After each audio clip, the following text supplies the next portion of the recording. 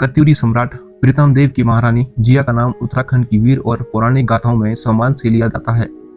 कत्यूरी राजवंश में माता को जिया कहा जाता है, इसलिए उन्हें जिया रानी कहा जाता था।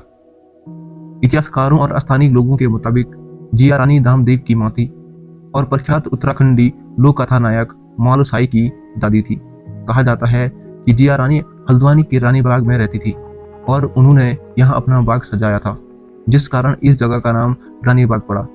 जिया रानी पर कई कहावतें प्रचलित हैं। आइए जानते हैं इनके बारे में कुछ। रानी बाग में जिया रानी का मंदिर स्थित है।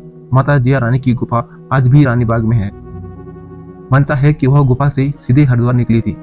यहाँ एक विशाल शिला है जिसे जिया रानी का घाघरा मानकर लोग पूजते हैं। स्थानीय परंपराओं के अनुसार माता जिया रानी कत्यूरी वंश की रानी थी। हर साल मकर संक्रांति के अवसर पर रानी बाग में कत्यूरी वंश के लोग और सैकड़ों स्थानीय लोग अपने परिवार सहित सामूहिक पूजा करते हैं, जिसे जागर कहते हैं। उत्तराखंड में जिया रानी की गुफा के बारे में एक किंवदंती प्रचलित है। कहा जाता है रानी जिया कत्यूरी राजा पृथ्वीपाल उर्फ प्रीतम देव की पत्नी थी। यह रानी बाग में चित्रेश्वर महादेव के दर्शन करने के लिए आई थी। रानी जिया बेहद सुंदर थी। जैसे ही रानी नहाने के लिए नदी पर पहुंची तो वहाँ रुहेलों की सेना ने वहाँ घेरा डाल दिया। इस दौरान उन्होंने अपने इष्ट देवताओं का स्मरण किया और गार्गी नदी के पत्थरों में ही समा गई। नदी के किनारे एक विचित्र रंग की शिला आज भी वहां देखने को मिलती है, जिसे चित्रशिला कहा जाता है।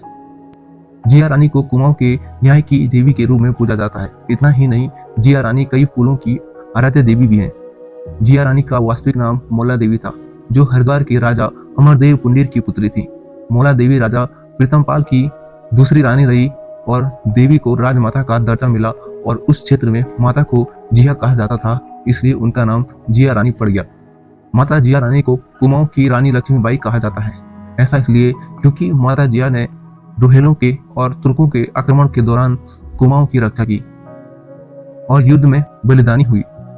स्थानीय लोगों का मानना है कि युद्ध के समय जिया रानी ने हीरे मोती जड़ित लहंगा पहना था, जो बाद में पत्थर बन गया।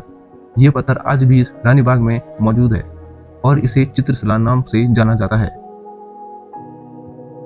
आपको वीडियो पसंद आए तो लाइक शेयर सब्सक्राइब जरूर करें और अपने दोस्तों तक भेजना ना भूलें। धन्यवाद।